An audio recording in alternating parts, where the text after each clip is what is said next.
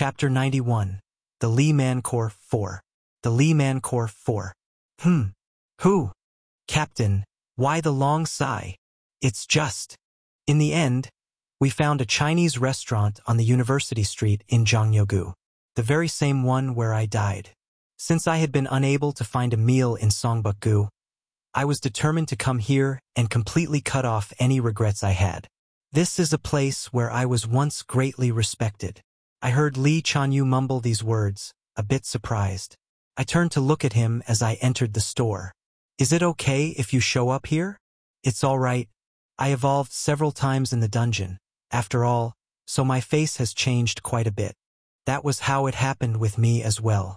When I evolved into a crimson elf, Lee Chanyu had said he was envious of the way I looked. But in my opinion, I thought he was the one that looked pretty cool. I sat down at a table that had just been wiped off as I considered these idle thoughts. The last time I was here, I was still human. Look! Following Lee Chanyu's gesture, I gazed outside the store. I had been so focused on the restaurant that I didn't even notice the other stores around. There were all sorts of businesses around us.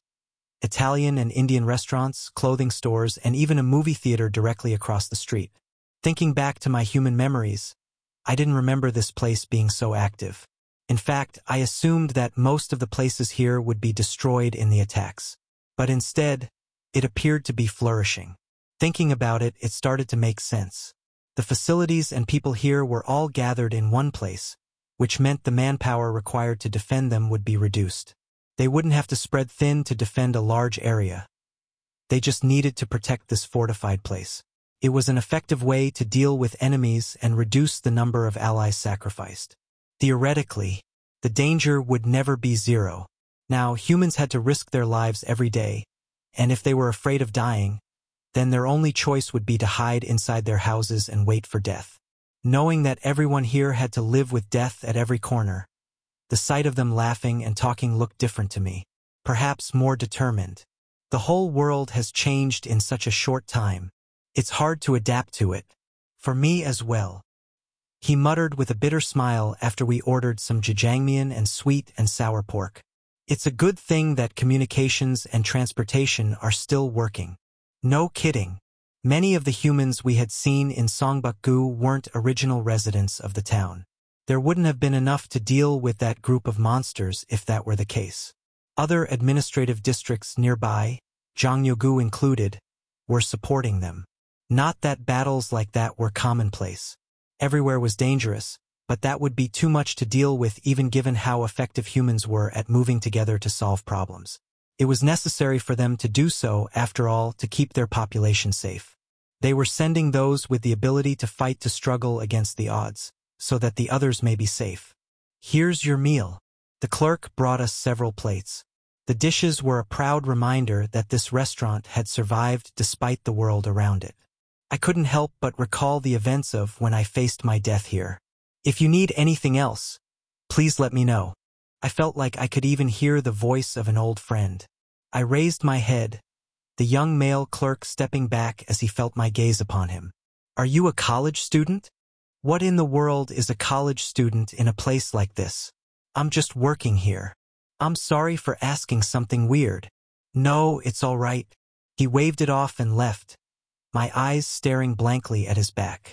I let out a sigh and put a hand to my forehead, closing my eyes. Captain, what's up? That was someone who was with me when I died. I let out a laugh, the situation so absurd. He was working at a restaurant where his friend died. Lee Chanyu gave me a bitter smile. Life is often full of irony. It doesn't sound like a joke when you talk about it, he retorted as he lifted up his chopsticks. I decided to push it all aside, the jjajangmyeon before me much more important than those reflections. I had to eat before it got cold, after all. I dug in right away. Inexpressible emotions filled me, countless memories filling my mind rather than the taste of the food. The jjajangmyeon before me was no longer a simple meal. Instead, it became a symbol for my life, my death, my patience, and my suffering. Everything that happened since I rejected Rain's offer. I couldn't be a human, but here I was. I became a man who could fool all these humans. I hadn't accomplished everything, But I was here, eating jjajangmyeon. It was delicious. So delicious that I wanted to cry. If there was an eating contest, you would definitely take first place, Captain. I ignored his words, focused on the food in front of me. There was no time to joke around. Ah, wait. Don't eat in such a hurry. We have plenty of time. Lee Changyu's chopsticks moved faster, as well. Neither of us said another word until our bowls were cleared out. Your total is 3 silver and 38 bronze. I went ahead and paid for both of our meals, leaving the restaurant as I expanded the range of my senses. It was second nature to me by now, although I had to laugh at myself for being so cautious. I was too used to the dungeon where there were monsters around every corner. Comparing this place to that experience, or even the tower or the garden, this world was overly peaceful.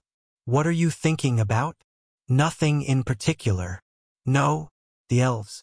The knights of Elikatra. Even in this world, we still had to be alert. I had Lee Chanyu use a flying creature to scout around for us as we moved about. We should have done that in Jongno-gu as well. The Elikatra were pretending to be cooperative with the humans and couldn't just betray them. That would jeopardize their already strained alliance. So they wouldn't do anything flashy in a place like this, at least. As I wondered what their plan was here with these monsters, a hypothesis came to mind. On the rookie's battlefield, I destroyed hordes of monsters on the battlefield enough to create quite a void. Even one of the knights died. I wondered if they were in disarray right now, trying to get things back under control. Maybe that was why they hadn't shown up to help the humans earlier. The thought made me happy that my enemy could be so hurt right now. Lee Chanyu, can you find a place to stay for a bit? I'll go find a room in this neighborhood. All right. Let me know by message when you do. I waved him goodbye and continued down the street. Using the power of Reaper, I slowly erased my presence and floated in the air. No one around me noticed as I vanished, unable to register this power born from a higher system. I floated alone in the air, wanting to reach a place away from all the city noise. But that was just my desire to escape. I already ran away once. Not this time. I have to move forward. I took a step through the endless sky, making full use of ubiquitous to move.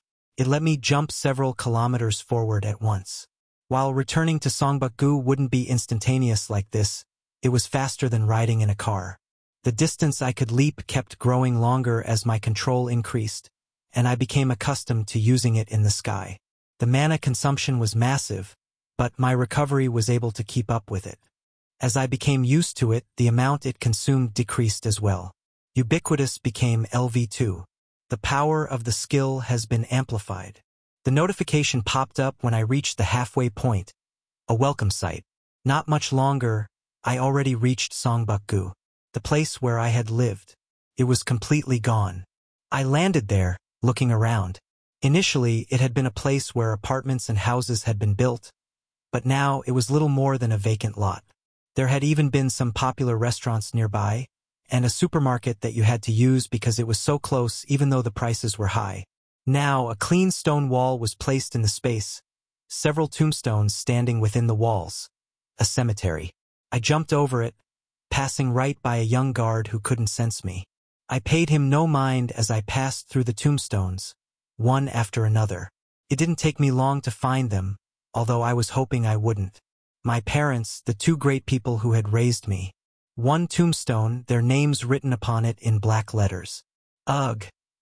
Even though I knew that I wasn't originally a human, it was impossible for me to forget the ones who raised me, who loved me. No, rather it was because I wasn't human that I knew how noble they had been. I thought I couldn't cry anymore, but the tears flowing down my cheeks and onto the ground proved that wrong. I sobbed for a few minutes, unable to even apologize. Even after my tears stopped, my emotions didn't calm down at all. Only a sliver of reason returned to my mind. Why is this tombstone so large? My parents hadn't been great heroes or celebrities. They were just ordinary citizens. Who are you? The voice of a young woman came from behind me. This was someone who could tell me the answer. I came here to visit after the battle, but a strange person is crying in front of the tomb of another's parents. I didn't turn to look at her, unwilling to see her with my own eyes. I was afraid of being caught by the past. My eyes were fixed on the tombstone as I responded. My father's name was the same. I must have been mistaken.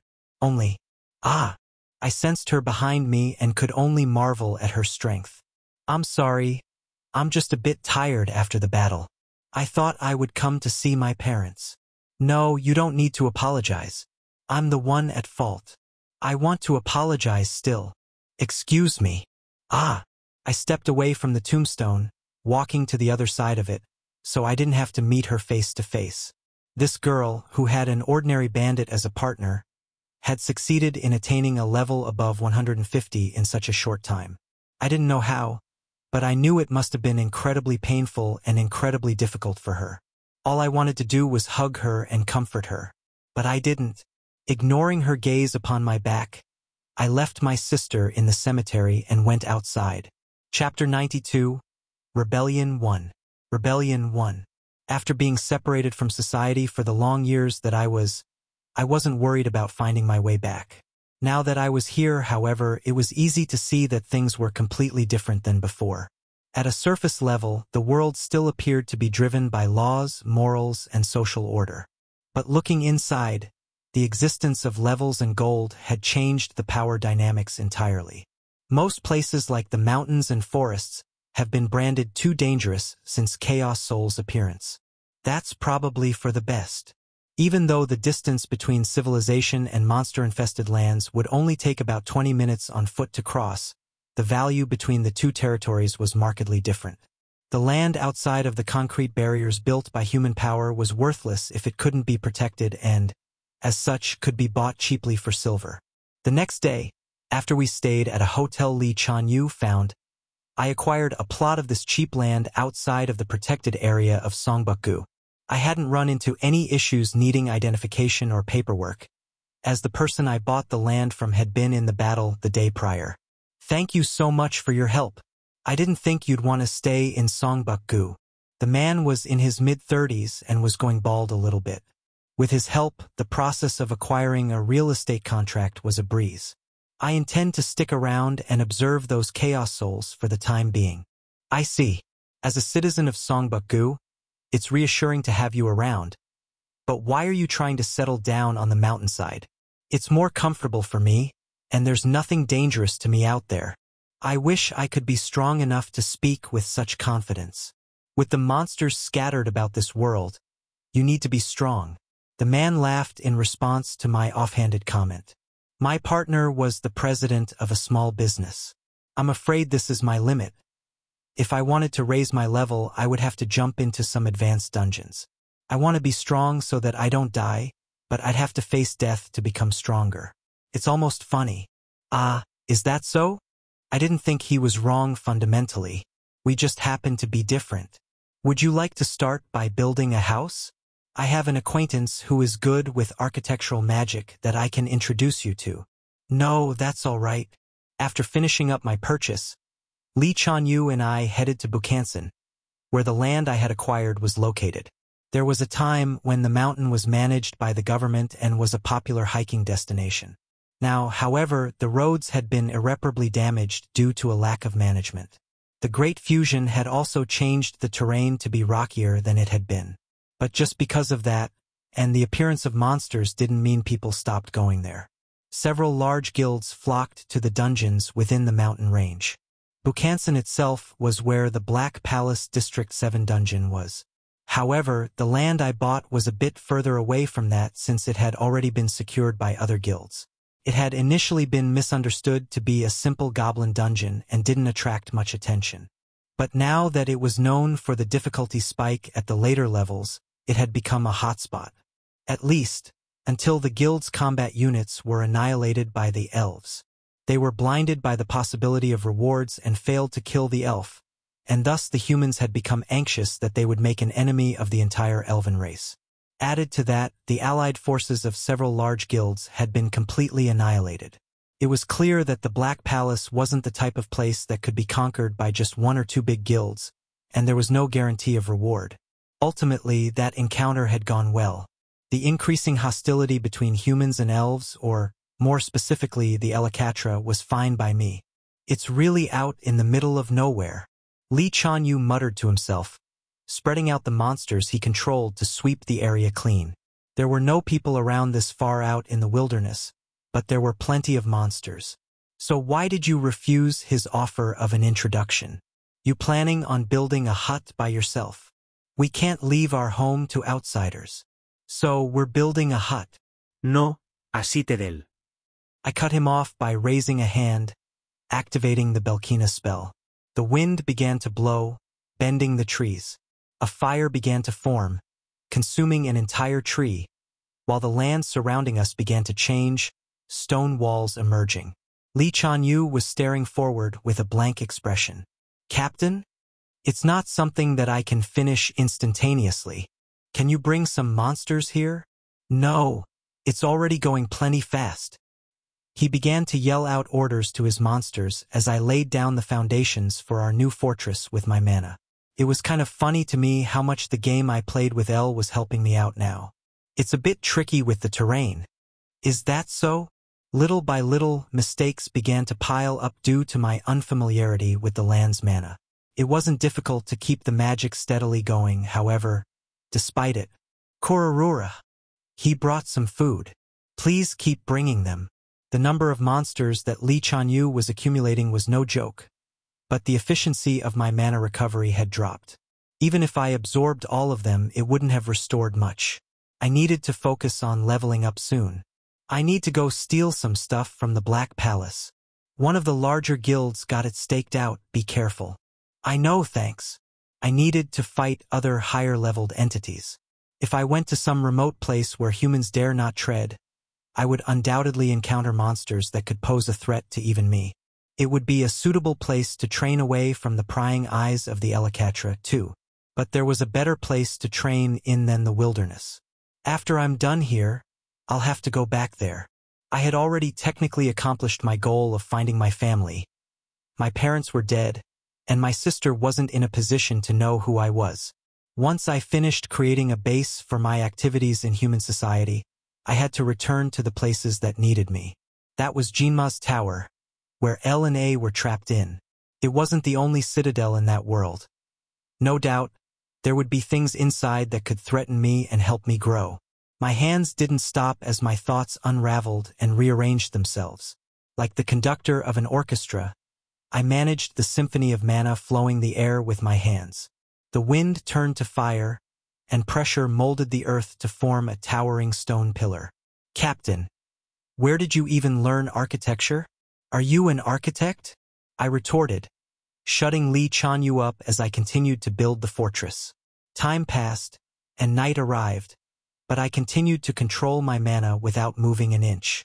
Since there was no point in watching me work, Lee Chanyu roamed about the area doing other things. The groundwork was already complete, and the main castle structure was built up to the first floor. I had already organized the interior a bit as well. Although I had already done all of this myself, it wasn't a task I could complete in a single day. However, if my level and the level of my Belkina skill rose, I could probably work faster than this. Thinking about this, I stayed my hand and halted the work. I felt someone approaching from a distance but decided to stand there without hiding. Since I had already cleared out the trees in this area, I could see them coming from the side. It was the person I had seen yesterday, my sister. I hadn't looked at her yesterday, but now I could see she had grown quite tall. The year and a half since I saw her had resulted in a much more significant change for her than I thought. We meet again. I hadn't shown her my face, so I didn't think she would recognize me, but I suppose tricking someone with a level of 150 wasn't so simple. Are you building this? Yes. We also have a base on this mountain. Oh, my guild is called Arkindra. My expression was one of boredom for just a moment before I smoothed it over. I already knew all about it, as I had learned it from the balding man earlier. It had been one of the reasons why I decided to settle in this location. As the master of that place, I came to greet the people who helped so greatly in the battle. I didn't realize it was you. I've been stuck in a dungeon for quite some time, but the world has changed so much. I've decided to stay here while I figure some things out. I see. She didn't inquire any further about the dungeon I mentioned, and I couldn't help but think of how much she had changed. Was she this mature before? Has time really changed her like this? How bitter. I'm Kong Si-yun, 21 years old. She could tell I had no intention of continuing to talk, so she broke the silence. 21. What? I'm really 21. She did look older and slightly more mature, but she couldn't be any older than 17 by my memory. As I examined her closer, I could tell she was wearing a bit of makeup as well. This was probably her armor. When you're younger, people look down on you, so she tries to make herself appear older. She was the head of a group. I didn't have to think hard about whether a 17-year-old or a 21-year-old would be more respected. I'm Fate 23. Fate, is it? Yes. She made a look I didn't like, my heart stiffening in my chest, although I was careful to keep my expression blank. I had to be careful not to reveal my identity. You seem to be about 20 years old yourself. Are you just pretending to be older? No, her expression remained as I tried to laugh it off and deny her accusation. She rolled her feet and her cheeks puffed up, looking like the very image of a cute high schooler. Then, should I use honorifics to refer to you? Just keep it simple. That's more comfortable for both of us. I retorted and waved her off. We've greeted each other, so you can go. Does a guild master really have so much free time? I'm not busy unless there's a battle. The other members take care of most of the work. Only, you speak so proudly. Will you be making a guild? I could assist you if you are. I thought about it for a moment. I had created this fortress to observe the movement of humans around the Black Palace and keep an eye on my sister, who worked around here to protect her. So I supposed it wouldn't be bad to have a casual relationship with her so long as I didn't reveal my identity. I think I'll take you up on that once the castle is built. Did you already pick a name? Rebellion. She paused for a moment but then quickly nodded with shining eyes. That's a good name. 3 days later, the fortress was completed, and my Belkina skill had become LV2. I created the Guild Rebellion with Lee Chan-yu and myself as the only members. With my sister and that balding man's help, it was exceedingly simple to create one. After taking care of all of that, I left the castle to Lee Chan-yu and opened the door to head into the underground castle. Chapter 93, Rebellion 2. Rebellion 2. I had always wondered if the store, Jinma's Tower, and the Garden of Nak technically belonged to our world. I had a vague idea up until now that those 3 spaces, including the castle I was going to now, once existed in Hader but had moved into our world. During the Great Fusion, everything in Hader was merged into Earth, but most of the monsters and dungeons, including some spaces and entities, were added to our world while maintaining their shape. The monsters and dungeons had invaded existing spaces, immediately becoming a threat to humanity, and drawing their ire in return. But the space I was in now was a little different. It didn't appear in the world, but rather was hidden behind it. As such, it could only be reached with powerful magic. Truly, it was hidden very deep, although it still belonged to the world. In a sense, it was like the ultimate form of the inventory system that everyone had. Usually invisible, but still connected to us. It was an unstable fusion, as you might predict. Rain looked up at the sky, which was covered in dark red clouds, constantly swirling and colliding as they spat forth black lightning. Is the underground battlefield that Lee Chan-yu went to here in this world? That's probably the case, though I don't know the details. He gave me a bitter smile. The Great Fusion. I wonder if it must have been caused by you. What a shocking declaration to make with such a straight face. Who can say? We know nothing more than you, and we have nothing.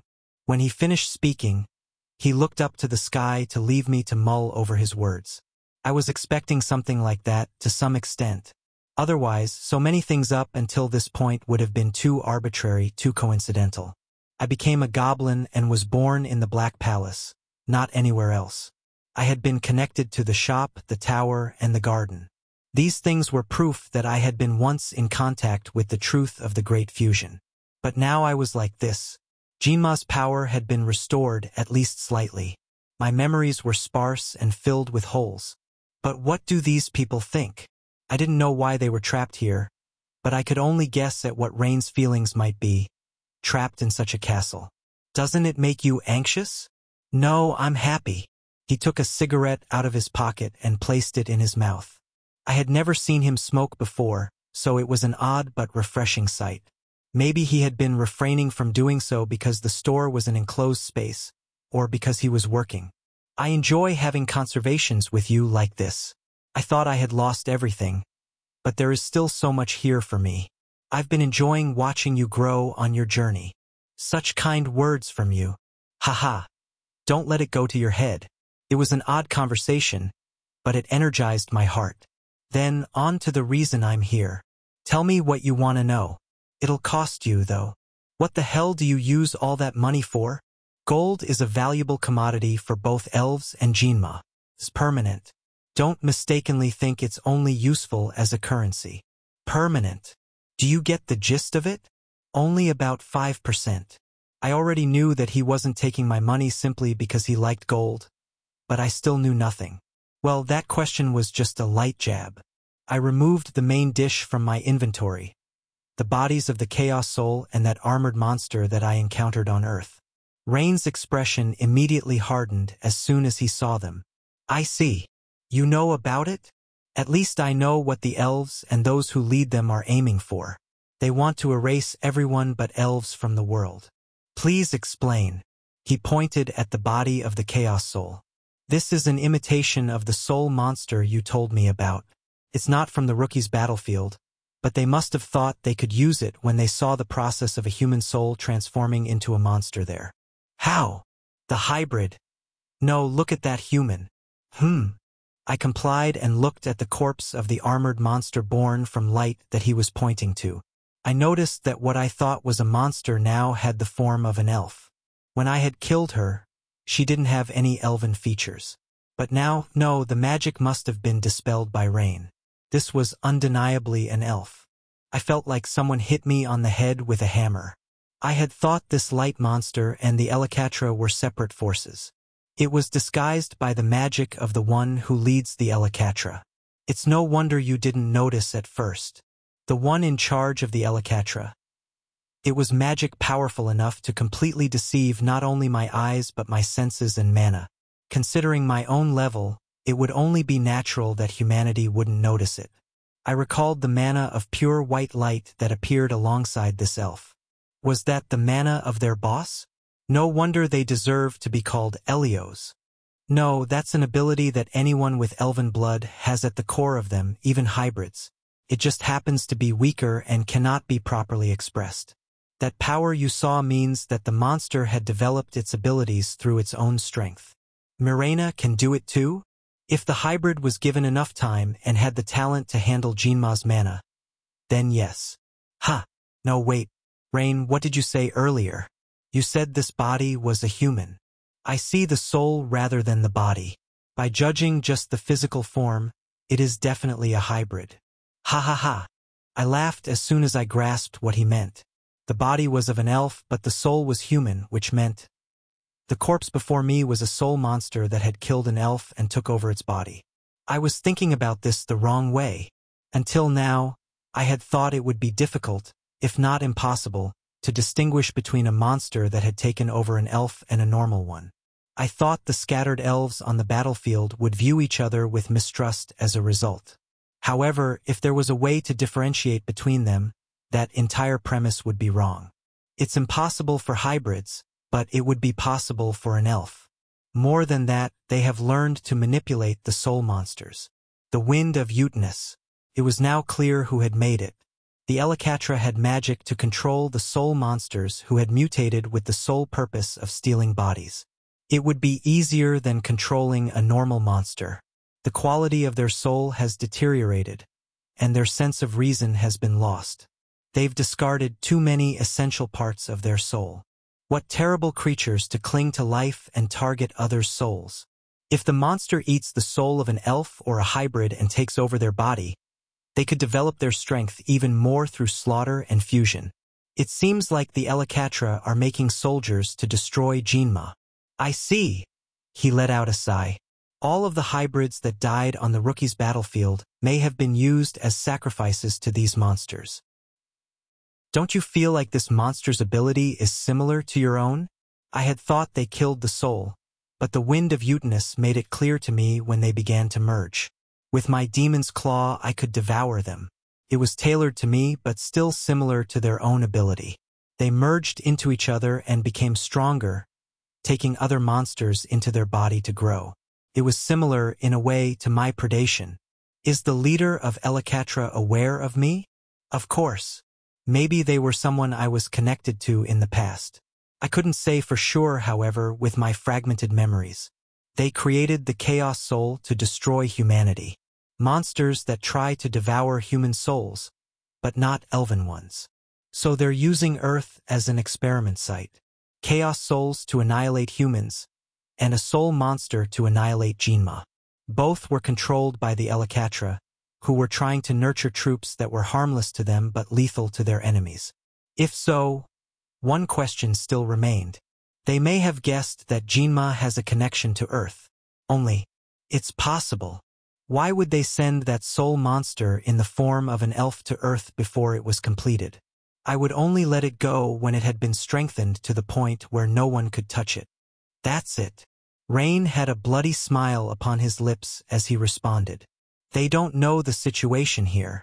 They don't. That's right. Rain laughed darkly. They couldn't properly check it out. It's what you despise the most. Fate. They were arrogant. It was an eerie but confident laugh.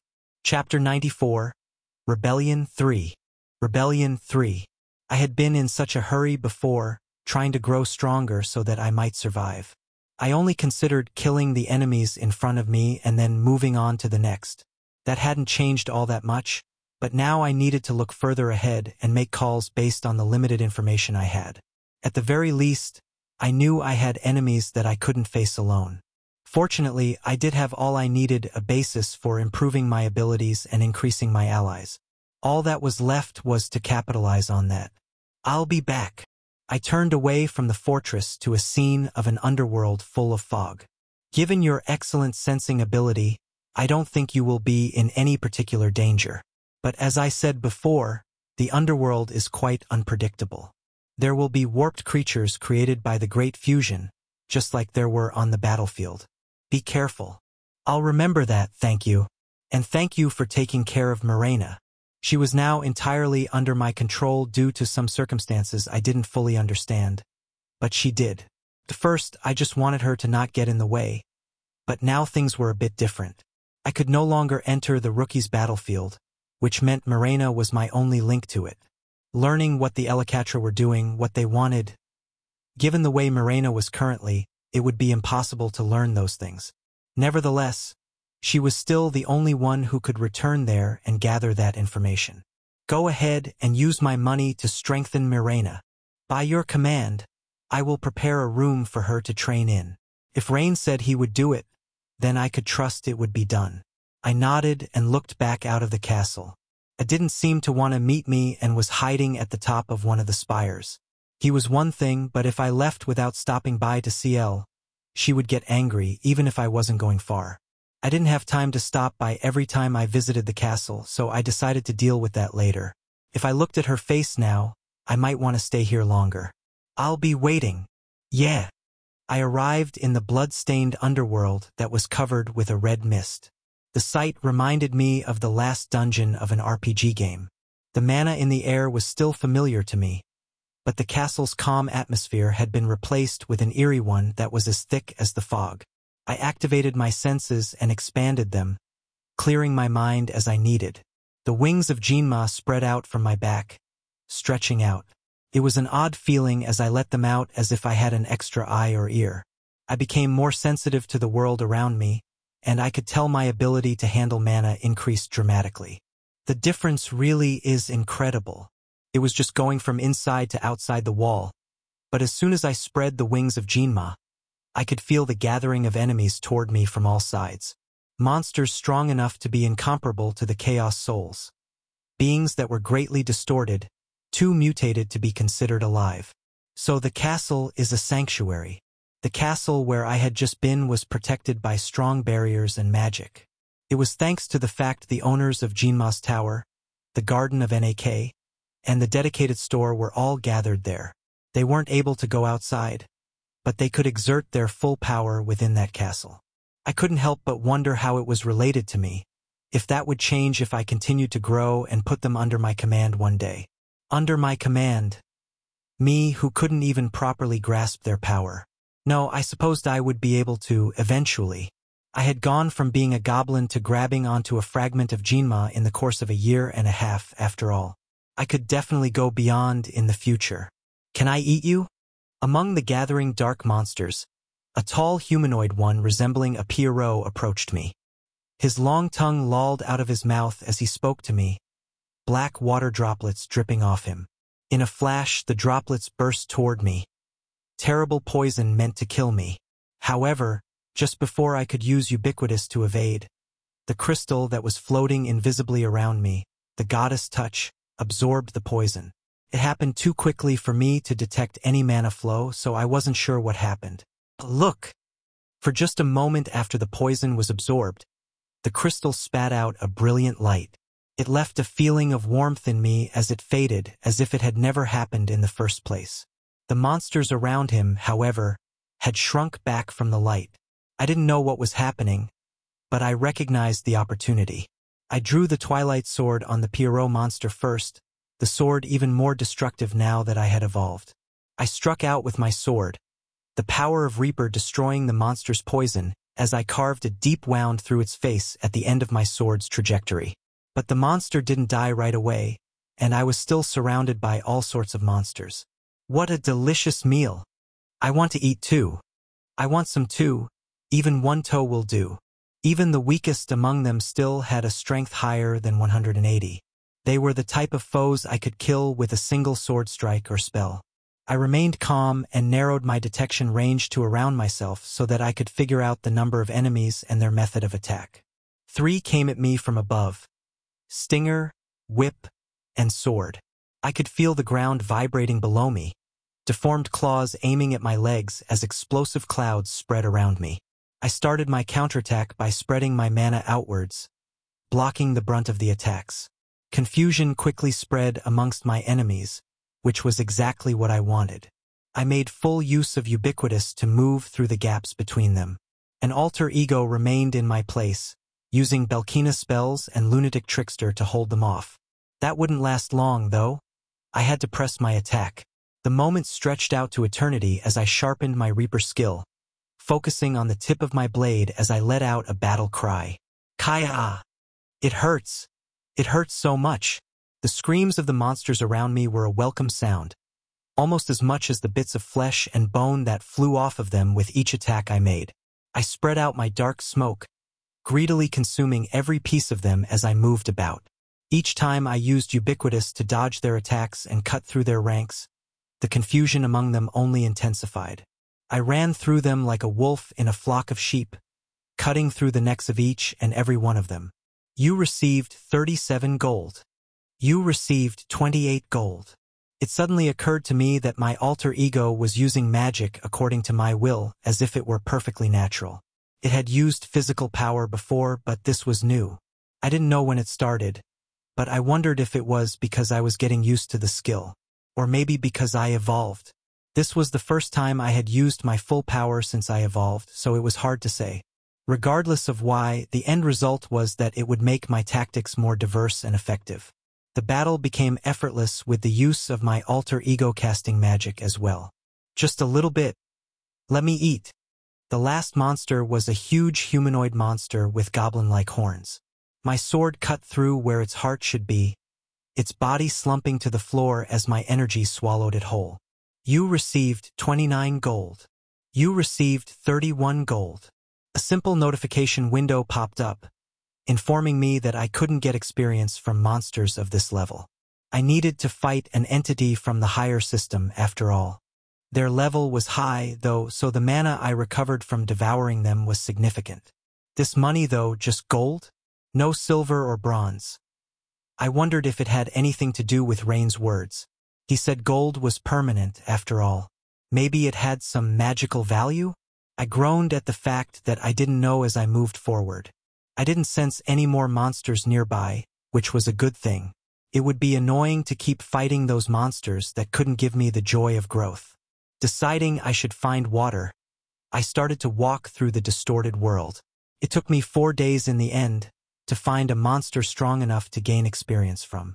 Even in the underground, higher-level entities weren't so easy to come by. I walked and walked, sometimes using ubiquitous to break the monotony, through this world without beginnings or endings. Eventually, I came across an oddly massive temple built in the middle of a mountain range. It was there where, for the first time, I encountered another higher-leveled entity. How did you find your way here to this closed place? It was a monster in the form of a giant spider.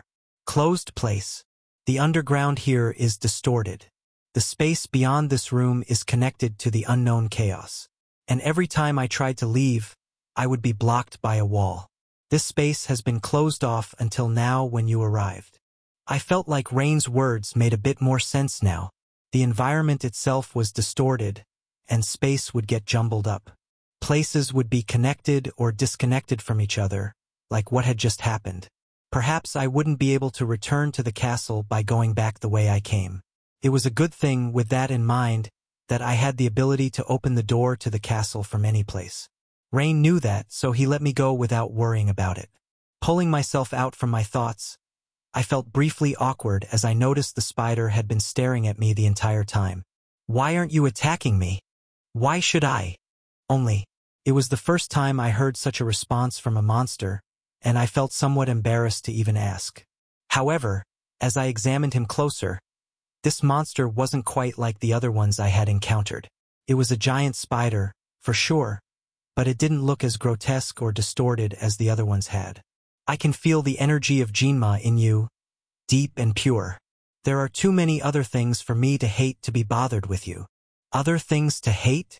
Those bastards, the elves. Lightning flashed through my head as it occurred to me. Of course, it was natural that it was this way.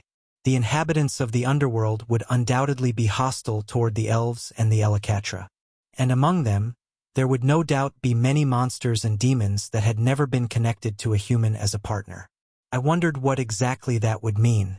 Do you want to get out of here? You have my attention, Jinma. Maybe this was a great place to find some colleagues and subordinates. Chapter 95. Rebellion 4. Rebellion 4. I gave him a rough breakdown of the situation. The Great Fusion, the elves and Elakatra, even the Jinma. I conveniently left out the parts where I had been incredibly powerful in the past, and how I might have been involved in the Great Fusion. I thought I did a good job of telling my story all in all, but things wouldn't be that easy. There are many things hidden by you that I cannot see. The spider responded, for pairs of red eyes glancing down at me. I shrugged. Isn't it natural that I can't tell you everything yet? But it's odd. I'm feeling an overwhelming wall between you and me, though we shouldn't be so different. I think our enemies are the same, so how about it? Will you cooperate with me? I decided to ignore his comment, deciding I shouldn't answer as to why that may be. My situation is not so easy, but the chance to make a superior entity my subordinate, a possibility I hadn't even imagined when I arrived here. Now that chance was right before me. But is it possible? I am subjugated to this enclosed space, but you have arrived here regardless and offered to free me. Exactly. I could feel his will to become subordinate to me, but as I tried to extend my dominance over him, I found myself blocked by a wall. It stopped my power dead in its tracks, frustrating me as I couldn't break through it. I extended the mana of Jinma around me, focusing on the giant spider. Within the dense and pure mana the spider held within itself, I found something impure, the answer as to why I was stopped. Is there someone else here? I lifted my head to gaze at the huge temple behind him. I could feel the same ominous mana that was in the final boss room of the Black Palace seeping out from it. It was a place where I would have to face the risk of more than just some severe injury, a place full of beings like this giant spider facing me. Do you know about red blood? Red blood. A memory tickled the back of my mind, of the final floor of the Black Palace. The item I obtained from defeating the bloody Arachne, that high-level monster, was the red blood spider key. I think I know how I ended up here now. I showed him the key from my inventory, his 4 pairs of eyes flashing in recognition. I see. It must be fate, then. The spider paused for a moment, lost briefly in thought. The Red Blood Clan is at the core of the great spiders that have maintained its reputation throughout the history of demons. They are known for their powerful forms, noble intelligence, and immense magical power. I see. The Red Blood predicted that there would be a calamity, at the end of which only destruction awaited. They were convinced that the balance between the elves and demons would be distorted by this great fusion that you mentioned, so they made attempts to prevent it. But they failed terribly. They, just like the elves, attempted to refuse the great fusion. It made me wonder if some sort of agreement really couldn't be made between the two. They were intelligent but arrogant. They became overconfident and refused to trust others. I broke their laws and did something I was told not to do, and thus they cast me out and confined me here. My ears perked up at this part of his story. As such, I was the only one who avoided the disaster. But, as you see, I couldn't escape from my binds here. Then, this key? I can only guess, but it was probably the last attempt at resistance for those who failed. Maybe they wanted to leave a chance at salvation for me. The spider's words were bitter. For me, it was a story of an enemy I had to fight from now on. But to him, it was much more personal. While I was struggling to live, the spider was struggling in endless despair. It was a reminder to me that the great fusion had influenced more than just me and humanity. I couldn't solve everyone's problems, though, nor did I intend to try. But this one person right in front of me I could help. I just needed to be stronger. You might be able to do it. Please bring rest to the foolish ones. I'll be back. I unsheathed the Twilight Sword and held the web key on my other hand, using the power of Reaper on myself as I stepped forward. What an exciting stealth technique. It's not quite the same as hiding. I took another step, but it was like I wasn't even there.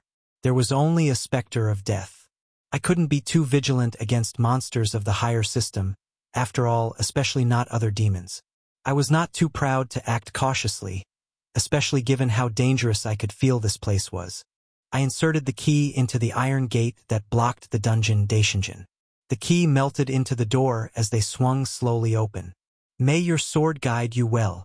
I entered without hesitation, confident no one would notice me. Kaya ha ha ha. A spider leg as sharp as a spear tip flew toward me, too fast for the eye to register. Rather, it was aiming right at the Reaper skill instead of me. Does Reaper not work against higher-level entities? I wondered if that was the case as I stepped forward, the spider leg passing through where I had been, breaking the ground. Another attack came in right away, but it felt duller than the first blow. It felt like a casual attack that had no intent to kill. The monster didn't know my position. They had simply guessed the path an intruder would take and launched an attack. The entrance was narrow, and the path one could take was limited, so it shouldn't be surprising that it had appeared that they tried to hit me directly. But after I succeeded in evading the first blow and entering the temple completely, I had many options where I could go. Kaya! Kaya! I moved forward, gathering information on my enemies. Once I had done that, I used Ubiquitous to jump ahead. A moment later, spider legs came from every direction, attacking the alter ego I left behind in my place. The alter ego exploded in a flash of light, bringing the dark dungeon into the realm of day for an instant. Kaya! The light was brief, but at that moment, my ability to sense exerted its power to its limit and engraved all the information it collected into my mind. It didn't just make me aware of my surroundings.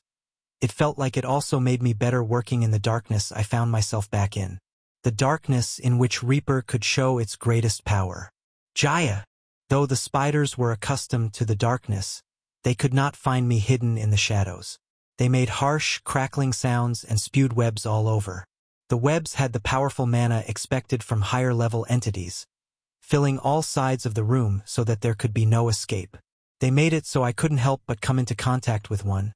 But I knew if I did, I would get caught. Their aggressive mana would dig into my body and soul, destroying everything it touched. If I didn't move, I would get hit by the web, but if I moved, I would get hit by the leg that would predict my movement. The Red Blood Clan had powerful short and long-range attacks, as well as the ability to coordinate in a group. They were strong enemies, for sure, but they would be easier to deal with if I could reduce their numbers. All right, I pushed my worries out of my mind and got to work. I began to exude my dark smoke around the spider webs, not to devour them but to activate them. The two manas collided, causing a silent explosion of magic. It took me a large amount of mana to manage it, but there was prey everywhere. Right now, I had to focus on maintaining the power of Reaper and start culling their numbers without being noticed. Kisha. The effect was better than I expected. The energies mixed together and began to hinder the spider's ability to move, their legs floating in the air as I focused my counterattack on that gap I made. I used Ubiquitous to move, leaving an alter ego with the power of predation behind each time. Using these high-level skills continuously, I burned through my mana like no one's business. Spider webs continued to fill the room, exploding as soon as they came into contact with my mana. The spiders were descending from the ceiling to attack me.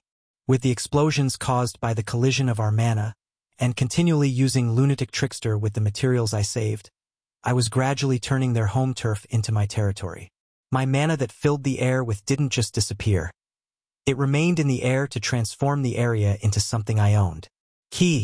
I cut through 5 of the spider legs at once, the dark smoke around me immediately swallowing them whole. It had a sweet taste to it. The flesh of an enemy equal to me was so pleasant to devour. Kyasha. The spider that lost its legs collapsed on the ground, falling onto another's web. This was the moment I had been waiting for when the order among the spiders was disrupted. I put the energy of Reaper in my sword, combining it with all the other techniques I had learned. I slashed out with my sword into the giant spider's head before me, cleaving through it. My predation left not a drop of blood as it greedily consumed the fallen spider. You have gained 34 experience. You received 119 gold. Only, you obtained a red blood shell. New magic has increased by 1. Even without checking the notification window, I was sure that I succeeded in taking a step forward, the first one since I evolved. The feeling of anxiety that came about from stagnating vanished and my body felt lighter. Mana overflowed from me, making me even faster. I slashed out with my sword once more, severing the webs and the legs of spiders alike. Their numbers began to decline quickly. You have gained 31 experience. You have gained 36 experience. Level up. I took a deep breath, filled with joy at having gained a level already. Even with just 1 level, I could tell that the increase in my ability was incomparable. I finally succeeded in taking the step forward, and this army of spiders was there to aid me in it. I was so happy I could kiss them. I stepped forward, intent on keeping my promise with the spider outside. Chapter 96. Rebellion 5.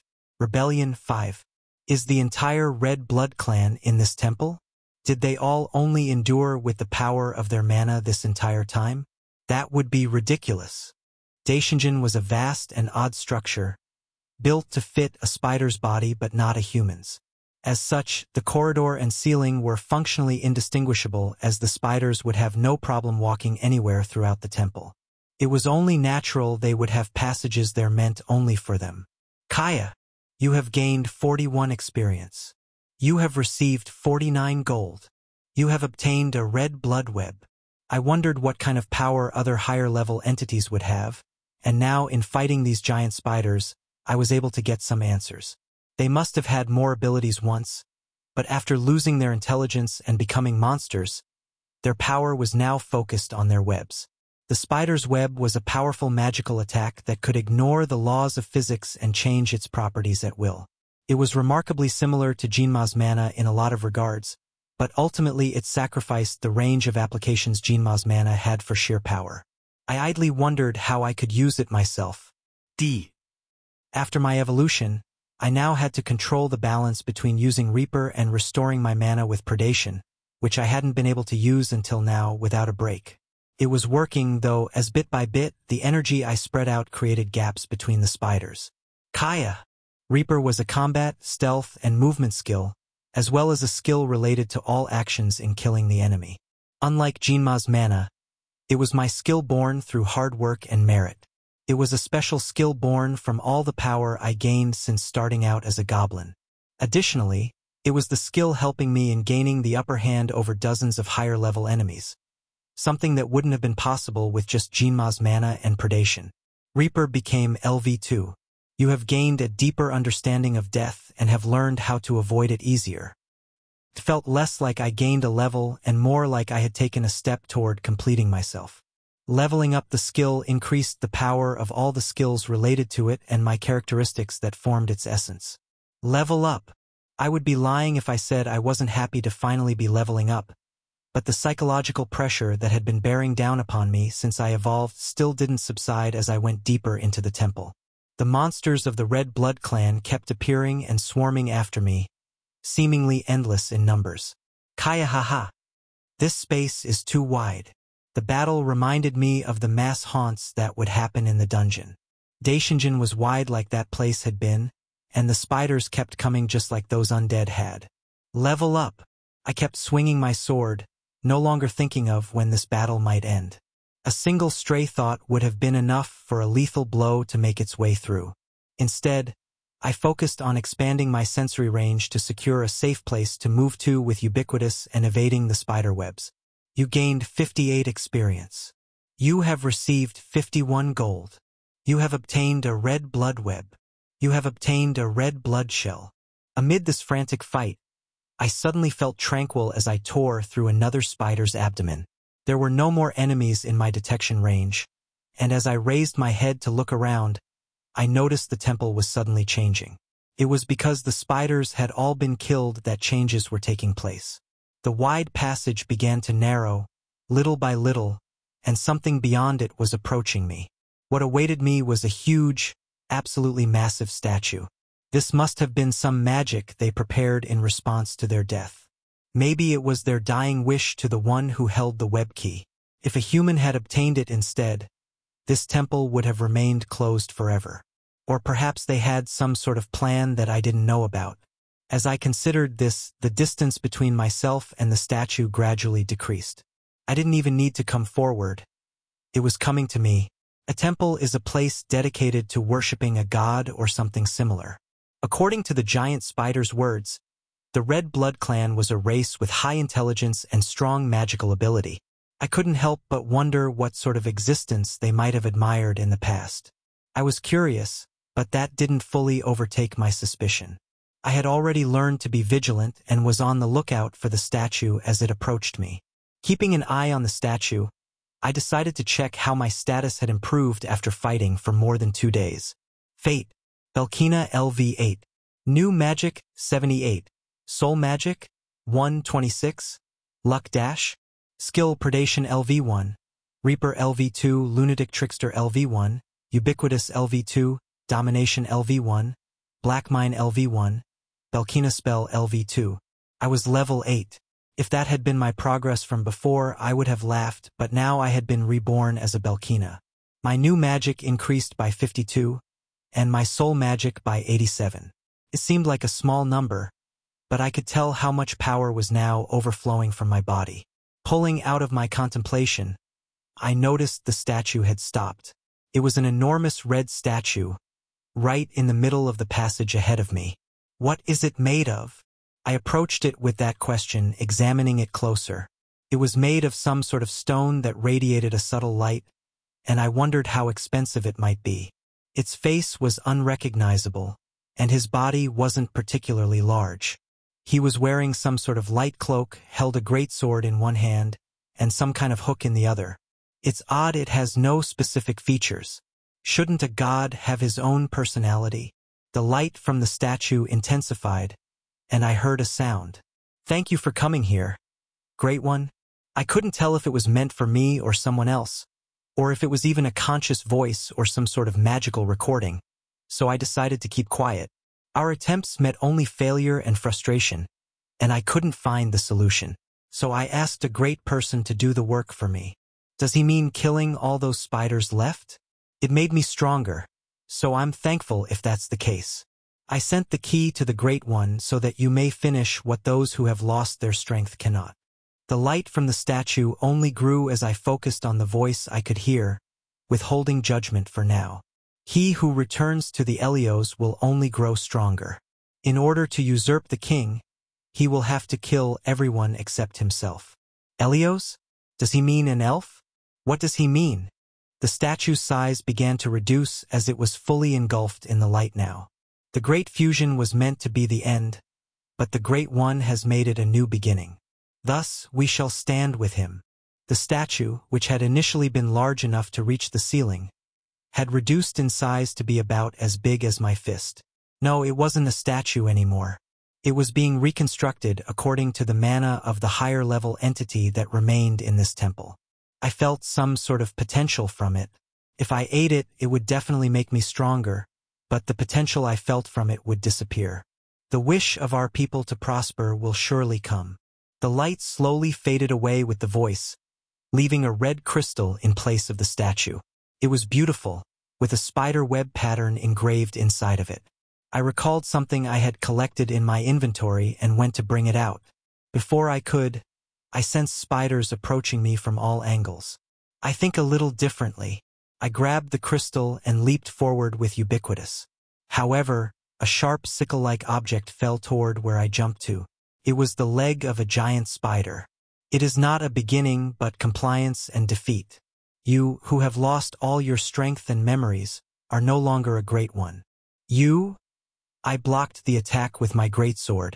I had killed all of the spiders within the temple and even claimed the statue that just transformed into a crystal. Therefore, nothing should be stopping me from using my domination skill. But in front of me was the giant spider that agreed to become my subordinate, and my domination skill was useless against him, which meant that right now he was refusing to become my subordinate.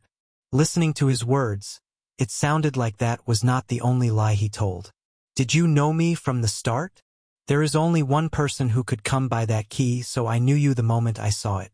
You are the one our clan served, the one who failed miserably and was deprived of their strength. That is who you are. Indeed, I had been completely deceived by this guy. However, it didn't bother me too much, as I had been planning on entering the temple from the start. You cannot beat them, it will only happen again. And the greater the fight will be, the greater the underground will suffer. I will not let you leave. I could feel his overwhelming flow of mana. He had been truthful when he had said the Red Blood clan had high-level magic. Before I was aware of it, countless wind blades rushed toward me, streams of lightning crackling off of them and licking at my face as I evaded with ubiquitous. Even though I had been using Reaper, he knew where I would go. Your stealth won't work on me. Your powers have not escaped the lower level. Do you really think they can fool a higher-level entity? How pathetic. Thinking about it, he said it was a great stealth skill when I used it to enter the temple. I thought it was simple admiration, but it wasn't. He had been looking straight at me back then, and I should have realized it sooner. The entire temple was now shaking from his mana. The spider webs filled the spaces where I could move. That was a weakness of ubiquitous. I could not move to a place that already had something there. What was more impressive was that this one spider succeeded in cutting me off when dozens of them had failed to do so before. Did you really think you defeated the strongest of our clan? He didn't halt his attack even while talking to me. Explosions sounded off as the spider webs he used still had the same properties as the other ones when it contacted my mana. I am sorry for those who left everything to you. Had I been able to open the door to the temple, they would not have suffered such humiliation. You must atone with your life. The elements attacked me, summoned forth by this spider at a speed I could not fully avoid with ubiquitous. I had to admit that I was facing a higher-level entity now. I stowed the crystal containing the essence of the Red Blood clan in my inventory, deciding it would be safer there for now, and let my wings of Jinma spread out wide. As he had said, I couldn't exert the power of a higher entity yet. That feeling of becoming more and more of a whole as Reaper leveled up was all too accurate. But even though he was able to see through it, he didn't fully understand it. I would have to thank him for teaching me how to fight as a proper higher-level entity. I raised the energy of predation and put it into my wings as countless types of magic collided with me and damaged my body. However, the energy of predation began to eat away at the strong mana, swallowing and digesting it to repair my body. I thought it would be impossible to eat someone else's mana, but it wasn't. It was no different from everything else I had devoured. I couldn't devour everything, however, as predation's level was relatively low still. Only, to think the ability of the Great One has fallen to this extent. I made full use of ubiquitous to move forward. It wasn't just me leaping through space. It was my ability to be there by him and stay there. He was quick in retaliating with his own power, death swelling in the area around me. I pulled Reaper around me, remembering its ability to help me evade death. I said your stealth wouldn't work. Several spider legs flew in toward me, but I stepped forward and raised my sword. It cut through the spider's legs and webs, erasing them entirely as it continued to pierce the giant spider's body. What? The spider's legs began to slowly erode, as did the webs. I raised up my greatsword and stabbed into its eyes. I'm not using a stealth skill. Chapter 97. Rebellion 6. Rebellion 6. You gained 298 experience. You received 127 gold. You have obtained the spirit of red blood. As the last of the Red Blood clan was slain, the temple began to collapse around them. As soon as I ate the body, I had to leave. Disappointed I didn't have time to appreciate the meal. Making my way out of the temple, I noticed that the terrain that was a tall mountain when I entered began to melt. If I didn't leave soon, I would be swallowed up. I raised the mana of Jinma, desperately examining my changing environment. I could feel the world's mana moving with one purpose, to erase the space and reduce everything within it to mana. I was vaguely moving about this place, eventually finding myself in a plane where there was nothing to be seen. There were many monsters, but they were unable to sense me as I hid my existence with Reaper. When I finally reached a point where I could catch my breath, I was nervous about everything that happened so far. A Great One. Was that statue in Daishinjin in honor of me? No, I couldn't rule out that possibility. However, if that Great One they were talking about was really me, it would be the me who A and L knew. I felt like my present self was quite shabby compared to my past self. Let's take a break from being held by the past and take care of this. I think I knew now why Rain didn't talk about those things in detail. He must have been worried I would be consumed by the shadow of my previously great self. But the past had no meaning. The important thing was to become stronger now. I thought of my battle with that spider against the power of a true higher-level entity. No matter how strong I became, that would serve as a reminder to remain vigilant. And I was becoming stronger. I was finally moving forward again, and I had to hurry. The people who hated me and were hostile kept piling up like a mountain. I had no time to stand still. I raised my head, remembering the first thing I should do now. The fortune egg. I hadn't checked on it yet. I took it out of my inventory, noticing it was shining even brighter than before. Looking through my inventory, I noticed it apparently absorbed the red blood items I acquired from the temple. Ha! The light it emitted had really intensified. Was I right? Will you react to this? I pulled out the crystal the statue turned into, letting it go as it floated in the air towards the fortune egg. It was quickly absorbed into the egg, which turned red and began to emit even more light. There it was. If you ignored this light, you wouldn't be a monster. I sighed and raised my hand, drawing a straight line in the air. Following the trajectory I drew, a black rose shaped like a whip stretched out and took care of the monsters flocking to the light, like moths to a flame. I used black mine as well, imbuing it with the power of predation. It ripped through the enemy's flesh, absorbing their mana to become even stronger. Now, I feel like I'm using predation properly. These skills were a part of my abilities, and it was much more efficient to use them together. That went for Reaper as well. It would be possible to make an even stealthier and more lethal attack if I applied Reaper into my skills. You received 18 gold. You received 24 gold. You obtained the Dark Shard. As I pursued the enemies around me, I could feel the light behind me begin to gradually fade. I stretched out my mana in all directions, setting up a shield, and then turned around. There was a big crack on the fortune egg, and no more light came out of it. The egg split open with a thunderous sound in midair, a small red spider crawling out. It looked a little different than the giant spiders inside of Daishinjin. Mew. It was a bit disconcerting that it was not a voice a spider could make, but it was a cute little guy regardless. It had only 2 eyes, with black drops in several places on its red body like a flame pattern. Its front legs were sharp like spear blades, much like the Red Blood Clan. It had absorbed the Red Blood Clan's essence, but I felt more of my influence was showing. Mew. Did it inherit every path I've walked so far?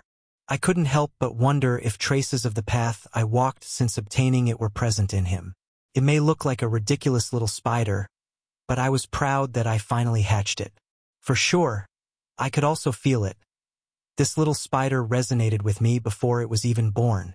It had a deeper connection to me than just as a subordinate. May. The spider's fragmentary feelings were flowing into my head. Feelings of joy and innocence. It was so unsuited to me that a bitter smile came to my lips, but I didn't think it was terrible. For me, who had only been killing since my reincarnation as a monster, helping this new life into the world was comforting to my heart. How about I name you Salas? Mew. It was a cry with a positive meaning. It crawled up into the air and settled on my shoulder, but I could only blink at it. What the spider had just done. The energy was emanating from Salas. It was Jinma's mana. This spider's tiny little body was overflowing with that energy. He was born as a superior individual right from the get-go. I felt momentarily jealous of this guy who was born so lucky, but I reminded myself it was the result of my efforts. Thinking so, I returned to the castle with Salas on my shoulder. You're back, Fate. You were expecting me? I am no prophet. The inhabitants of the underworld are no fools, of course, and have the capacity to prepare for the future. Anyway, I'm glad you received some good results. Mew. Salas sat there, observing rain. It was spinning out a small web with its forelimbs. I think I'll head back outside. I've been wandering for longer than I thought. I have one matter to discuss before you do. What is it? Rain's face became serious. The boundary between the underground and earth is becoming blurred. No doubt you already sense it, but please be careful. I thought an elf or the Elicatra might be behind it. I nodded at him and left. Captain, good timing. Would you like to see it? Lee Chanyu stood atop the fortress wall, much too large for just 2 people. An army of monsters was lined up before him. I expanded my senses and explored the surroundings, but nothing was in the vicinity. Monsters? When did they attack? What? Lu Chanyu titled his head in confusion. They didn't attack. I found them. They don't just pop up as they do in a dungeon. The world would be in ruins. I'm just doing some group training. Ah, group training. Indeed, the monsters moving in unison under Lee Chanyu's command were definitely training.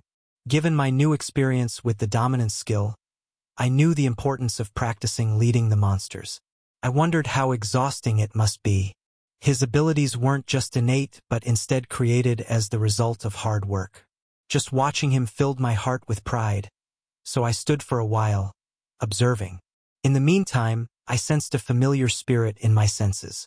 Lee Chanyu didn't notice it, but one of his hellhounds became alert. Is there something here? Don't worry. It's just Baldy. All right. They possessed the ability to exceed level 100 and reached us shortly after I sensed it. I didn't like how they said they were glad to see me. Are you already done attacking the dungeon? Dungeon? Oh yeah. I recalled that Lee Chanyu had been hanging around here, so I agreed. Only, it's good that you're back. We need your help. With what? A large ogre has appeared and is rampaging in the middle of the city. It's an emergency issued to all guilds near Jongno-gu and Songbuk-gu. My eyes opened wide, and I stared at Lee Chanyu. What was it you said earlier? Damn it, Captain. Lee Chanyu urgently summoned his monsters. I stepped back and looked at the bald man again, snorting. I thought of the boundary that Rain spoke of. Will you help? Yeah. I jumped off from the wall and landed beside him. Salas was cutely holding on to my shoulder. Because it's interesting. Chapter 98. Rebellion 7. Rebellion 7. It would be better if it were just a monster. Leading me to where the monster had appeared, the baldy spat this out nervously. It didn't take me long to realize the meaning behind his words. If it's not just a monster, is it a fallen? I tried to pretend I was all right with saying it, but it felt like thorns stabbed into my heart just by thinking about it. Lee Chan-yu also flinched at the word. Yes, it's a fallen man. It's tricky, the number of enemies has increased. The enemy? The baldy let out a sigh at my question. Sometimes, there are fools who have fantasies about monsters. I looked at the side of the man's face. I hadn't received the impression that he was a heinous man, but it was obvious he was still human to treat a fallen who still had a sense of reason as a monster. It was a terrifying attitude, and it frightened me to see that the world had changed ordinary humans to this point. Took us about 20 minutes to reach the site of the battle. It was indeed a large ogre, bigger than any I had seen in the Black Palace. It was well over 6 meters, with swollen muscles stained red with blood. The earth vibrated violently every time it lashed out. While it wasn't a higher-level entity in terms of sheer strength, I wasn't even close to a match. There were quite a few enemies here as well. As the man had said, a massive battle with Chaos Souls had broken out. Several high-level humans were there, and I was momentarily stunned that so many people over level 150 lived in Seoul. It was probably for the safety of the citizens. They appear to have this under control. If that were the case, I wouldn't have gone to grab you. But look, does it look like they have it under control? The amount of power on display wasn't terrifying. But why did he need us? You idiot! Stop their attack. Sir, on the left. Ah! Shit! It was because the majority of the humans here were not actively confronting the ogre. It had enough power to cause a fatal wound with just one blow, and they were scared. I remembered the words of the baldy from the other day about there being no point in dying for the pursuit of strength. That was on full display here. They didn't want to get hurt in the process of confronting the enemy. It's strong. Lee Chan-yu stepped up, remarking in a pure voice as he admired the sight of the ogre holding off dozens of humans. It's definitely stronger than you. I've decided not to put an absolute meaning on my own personal combat power. Lee Chan-yu tapped his chest proudly, sending me a secret message. What do you want to do, Captain? I don't want to see a fallen die in front of me. Don't rush. We can figure out a way to do this without turning everyone into an enemy. As I stepped forward, a different sight came to my eyes. The magic that was aimed at the back of the ogre was blocked by another human being. 2 crossed daggers bounced the mana away in an impressive display of technique. The woman holding the daggers shook them at the caster. I told you not to attack. Get out of here, Erkindra. I raised my eyes, examining her. Compared to the ogre, she was undoubtedly delicate, but her magical power was unusual. It was Kang Siyun, my sister. You're crazy. People are here. Erkindra, my younger sister, was protecting the fallen. I think I understood what was happening, but I didn't know why the Chaos Souls were here. Explain. I looked at the baldy and demanded answers. That girl. She's strong and smart, but she created a fairly strong guild to protect the fallen. My eyes opened wide as I felt how stupid I had been. That woman was waiting until they became stronger. And now, in this battle with the Chaos Soul, they're striking to protect the fallen. There was a movement to protect the fallen all this time. They're terrorists. I'm sick of it. These ridiculous ideas she has. I wanted to burn him up with the rest of his hair. But I couldn't. I hadn't learned everything from him yet. So that's why you need our help. They're the reason why the hunt for the fallen is delayed.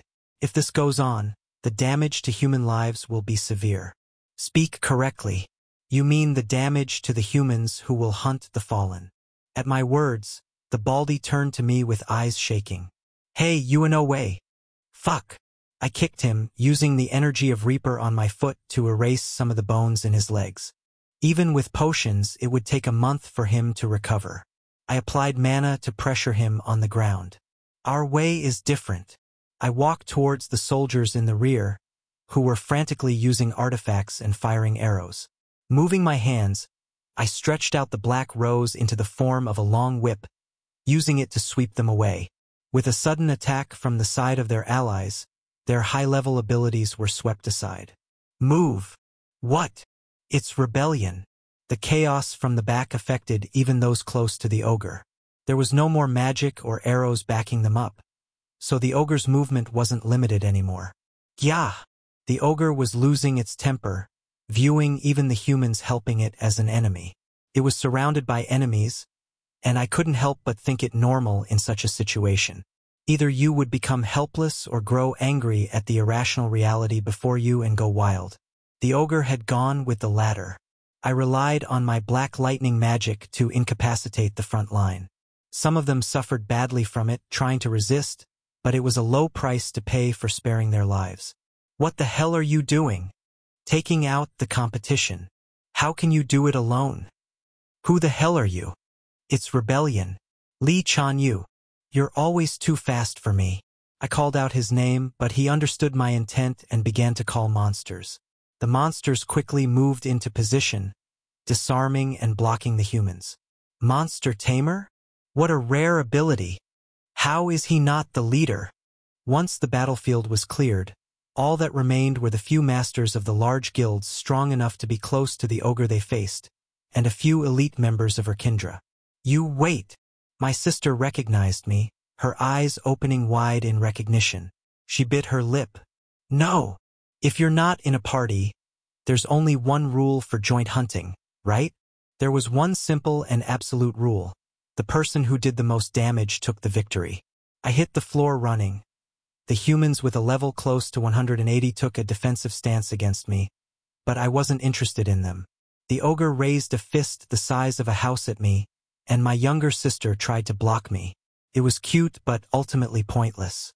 No! This won't solve anything. The humans accepted the fallen as monsters and even went so far as to quarrel with others over it. I was not ready to talk with the fallen as an equal, but I also wasn't interested in the views of the Elikatra or the perception that had swept across mankind for more than a year. Yet I had to find a way to save him while satisfying all of that. I raised my fist, filling it with the energy of predation and jumping into the air with ubiquitous. At that moment, just before I collided with my sister, I instead moved through space to face the ogre head-on. Ah! I slammed my fist against the ogre's cheek, the energy of predation exploding outward to absorb its mana and stamina. The fist the ogre had thrown at me lost its energy and fell away. Kaha! No! My younger sister rushed toward me, but I ignored her and kept punching the ogre. I could feel the power rapidly draining from its body. There was such an overwhelming difference between the systems we belonged to. He never stood a chance. Ku! Why? That's it. I put all of my strength into my left fist, uppercutting the ogre's body. The last of his mana flowed into me, leaving only enough left in him to sustain his life. To save you. It was almost funny to see the huge body fall back after being hit by my fist, but the results were less amusing. 2 buildings collapsed under his weight, but everyone had already evacuated. Crazy. With a fist. He must be well over level 180. What a monster. Only, what the hell is he? Everyone, stop moving. I called out in a calm voice as I saw the humans begin to lift their weapons up once more. This one's mine. Anyone who tries to steal it will be killed. You, my sister, backed by her elite guild members, surrounded me. I thought you would be different. You know what I am. I laughed and retorted, turning around. I was no longer a goblin hiding in a dungeon. I had the confidence to go all out here. I moved through the air and approached the fallen ogre after injuring a couple more humans who didn't listen to my warnings. It didn't die. My control with predation was precise. Aside from mine, a few wounds had been inflicted on him by other humans. All right, it would be nice to have a good conversation.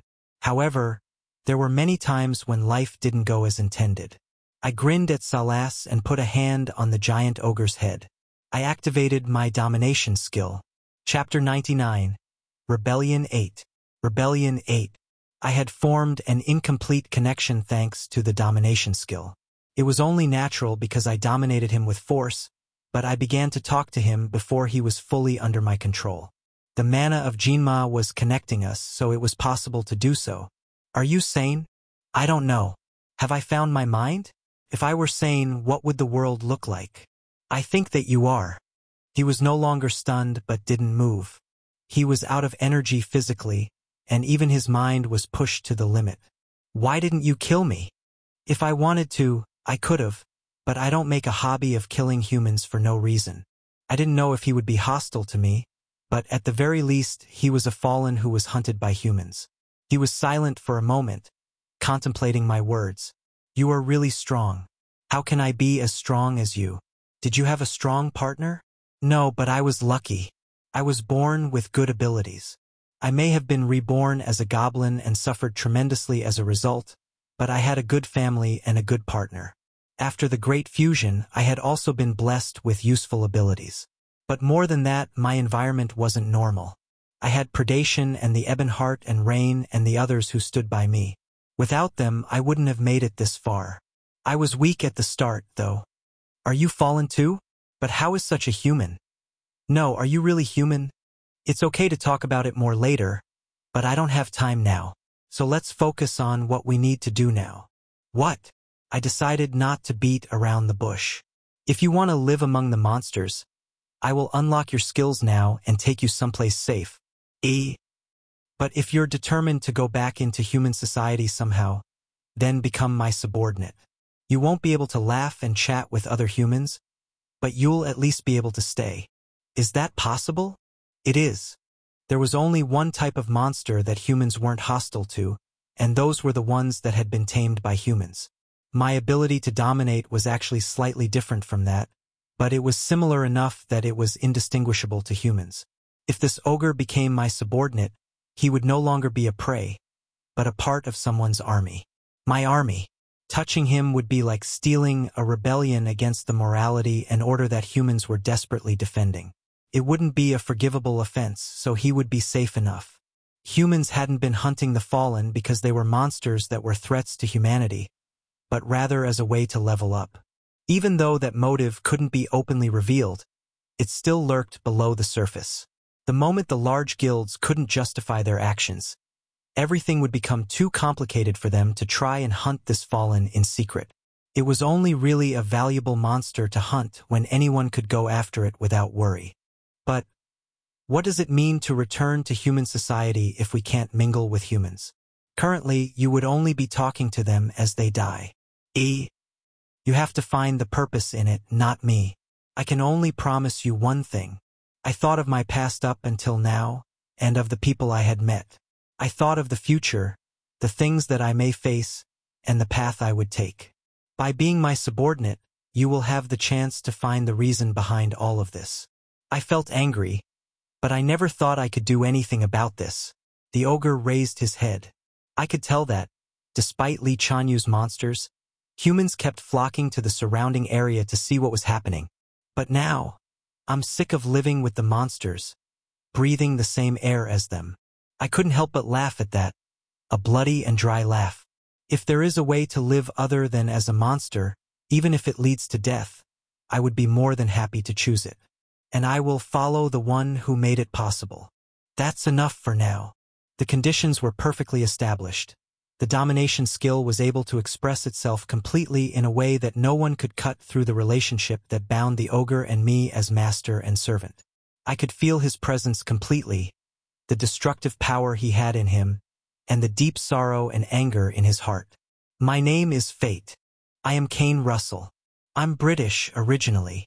I stopped briefly, curiosity rising in me about how in the hell he had gotten from England to Korea. I decided to postpone that question for later. Right now, I needed to focus on clearing up the situation that was unfolding here. Ka-ha-ha.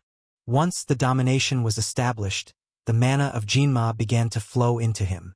Although it wasn't enough for him to evolve, the wounds on his body began to recover immediately, and I could tell he was stronger.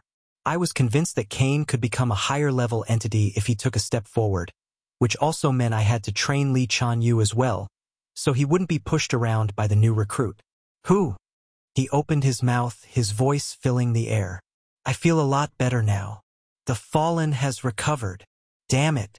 I knew that guy would do something like this. Now, this one belongs to me. Before the surrounding humans could grow too courageous, I declared this. From now on, if you touch Cain, I will consider it a declaration of all-out war against rebellion. What? Don't listen to him. Cain, bow down. Okay. He leaned down slowly, and I kicked off the floor to climb up onto his shoulder. He was well over 6 meters tall, so when he stood up, I could look over all the people here. It had a different feeling to it than floating in the air. Salas excitedly descended onto Cain's head, acting like a child. Unfortunately, I didn't have time to play with him now. I'll say it again. Cain is a monster owned by the Guild Rebellion. Anyone who tries to harm our guild's assets should be prepared for the consequences. Taming the fallen. Nonsense. A fallen in town? If a guild war occurs, this is a matter that cannot be excused. A strange atmosphere settled on the crowd, thousands of emotions mixing among them. All sorts of intense and contradictory emotions swirled together, aimed toward me. An asset. What the hell do you think the fallen are? My sister cried out, tears in her eyes. If there were anyone here who cared about human dignity, it would be her. I admired what she had shown today and could only imagine how much effort she had put in so far to fight through this world until now, how much pain she had gone through. I couldn't let her do such dangerous things anymore. If you have complaints, bring them to me later. I'll explain then. You? Today, she almost became an enemy of both human and elf kind. Fortunately, I stopped her before it escalated that far, but tomorrow wouldn't be the same for the guild or Kindra. A change was needed for all of us. Lee Chan-yu, let's go. Okay, Captain. He let out a cheerful laugh and called all of the monsters to him. He could have let them wander back off, but he aligned them to show off Rebellion's power and stepped in line with Cain. I patted Cain's shoulder lightly, and he began to walk forward. The already damaged road collapsed a little bit more under his steps, but the humans around us were frightened enough to ignore it and let us pass. Cain, can't you get a little smaller? I don't think so. Is it not possible yet? We continued on together, not a single human stopping us. They were convinced I had the right to Cain after the battle and had to accept that the fallen could be tamed. Please wait, human. The time for talking with humans was over. Are you claiming to have tamed this thing? An elf suddenly appeared before us. Or rather, an Elikatra had not just an elf. It was a high-ranking entity that was no way inferior to the Red Blood clan, with a familiar type of red muffler around his neck. I stood on Cain's shoulder and looked down at the elf, not thinking even in my wildest dreams would an Elikatra confront me here with a deferential attitude. Maybe that was the approach they took toward humans, to deceive them. Yes, it is impossible. Why? The male elf of the Knights of Elikatra drew his sword and pointed it toward me. Because it is even impossible for our Elios. If you can't do it, you think others can't? But, impossible.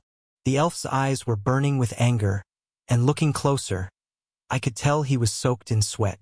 I remember one of the humans telling me it wasn't common to see the elves.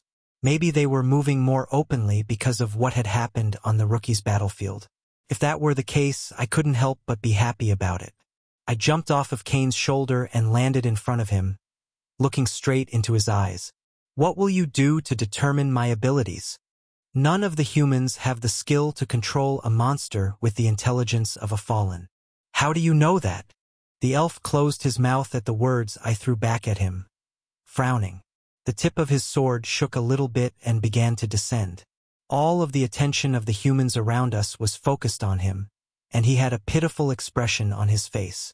He must have been in a rough situation, so hurried to get here that he was soaked in sweat. Maybe he couldn't withstand physical exertion despite being a higher-ranking entity. It is commonly known even by humans. Just by logic and reason? That's right. The tip of the sword was almost fully lowered, still trembling.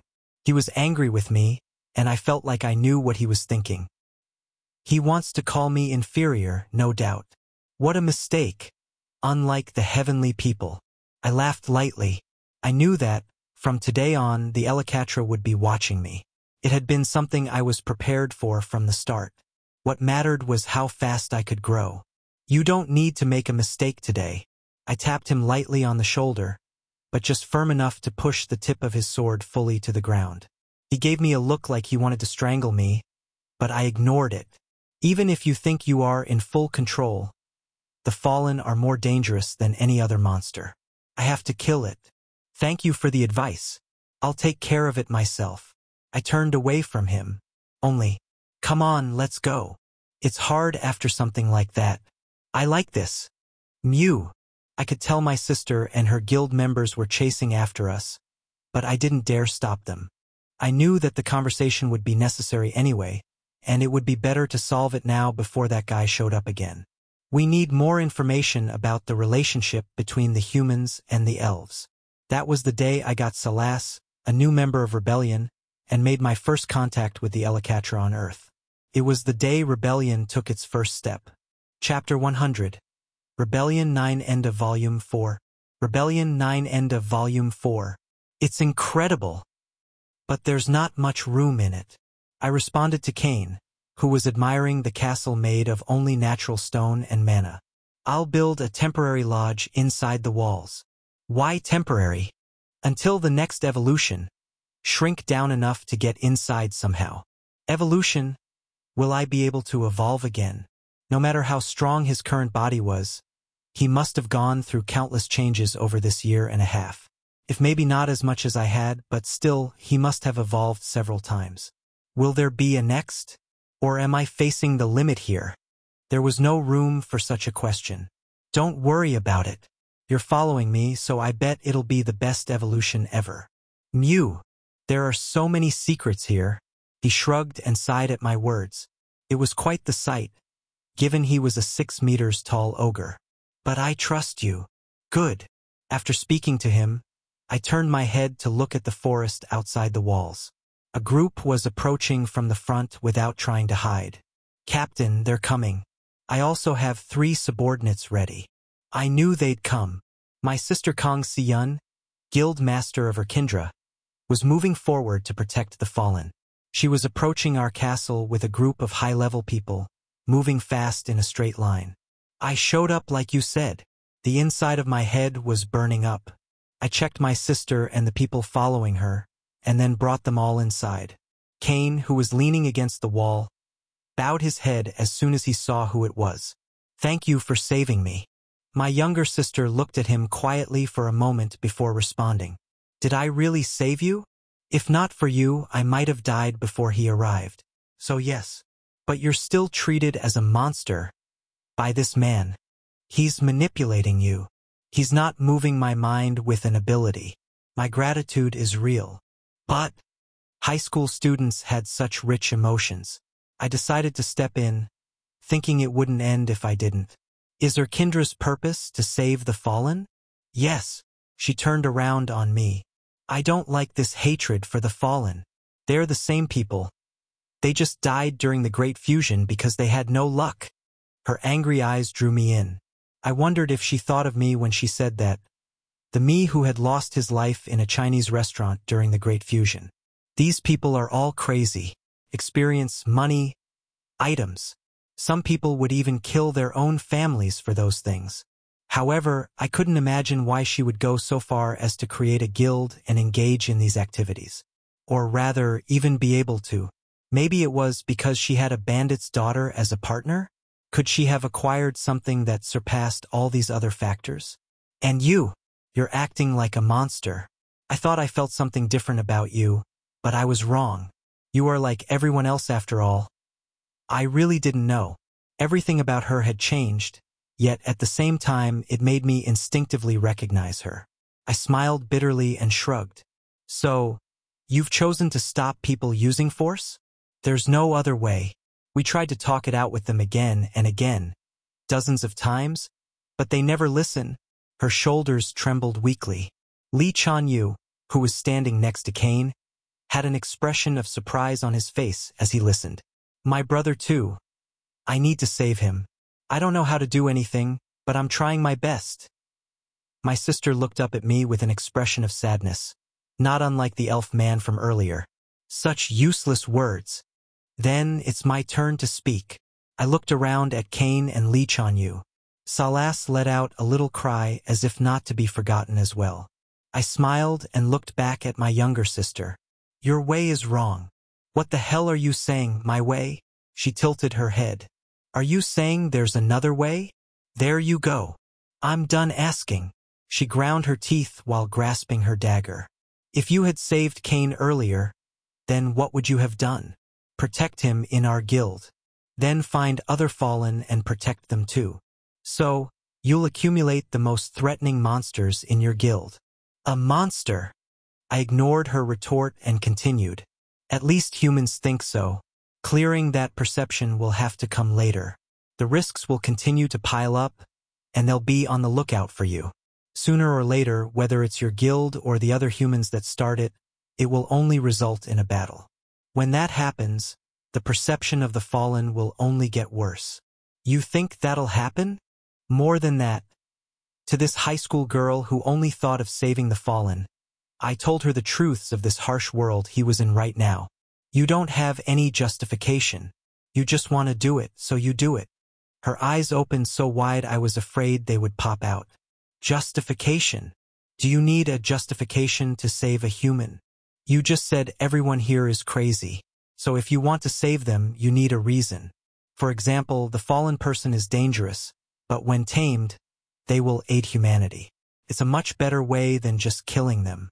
You mean, make it so that it's better for humanity not to attack the fallen. She clenched her dagger, her mouth dangling open like a fool. They won't be able to attack a fallen under the control of one of their own. If there is a guy who doesn't like it, maybe he'll attack, but then it's just an individual. If you kill them, it would be no problem. So what you're saying now? If you're determined to do something like this, you should at least limit your enemies. Think about the future of the fallen you save. I need you to promise something. She closed her mouth and stared at me seriously. The fallen that are saved in your way. Is that really salvation? I already said this, but I don't think there was a better way to go about it. I'm satisfied with how it went down. Cain intervened, and she looked up at him blankly. Talking with another person was something I couldn't even imagine until now. Everyone was forcing each other to recognize the fallen as bad. But fate recognizes that they can be on the same side. It's not the same, but I'm happy to be able to connect with human society in this way. Yeah. She dropped her head. I want to save the fallen. I'm going to gather them and make a group that will never have to bow to anyone again. Among the humans, the only ones I could trust were ones who were similar to me. Of course, there were those who didn't fit in and wanted to belong in human society again. I can't help but establish a subordinate relationship. It makes those foolish people nod along, and it's the condition to achieve what I want. I can't help it if you're not convinced this is salvation, but it's unfair to consider it bad for the fallen. No matter how much I consider it, I don't like your way. She raised her head and looked at me. Her face was red, and her cheeks were swollen. But I think it's the best option. All right. I never thought of being a leader before.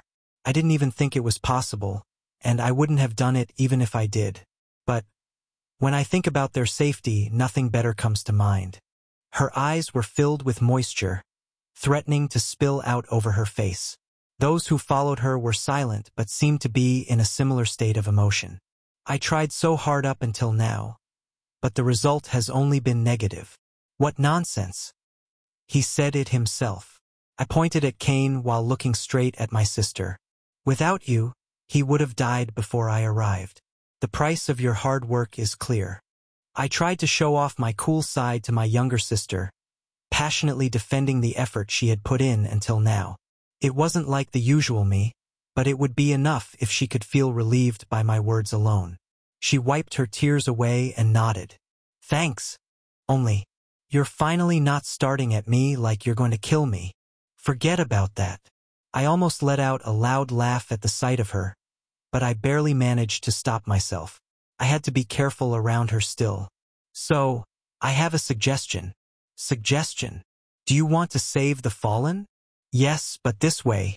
So, From the moment I checked out the potential of her guild today, I had only one thought in my mind. Let's make an alliance. An alliance to save all of the fallen. We've reached the end of today's episode. Thank you for traversing the boundless landscapes of fantasy with us. If today's story has sparked joy within you, please remember to hit the like button, share our journey with others, and subscribe to Lord of the Stories for an ever-expanding collection of mystical escapades. Until we meet again to turn the page to a new adventure, hold the tales dear in your heart and let the embers of magic warmly glow in your spirit. Farewell, intrepid explorers of the narrative unknown.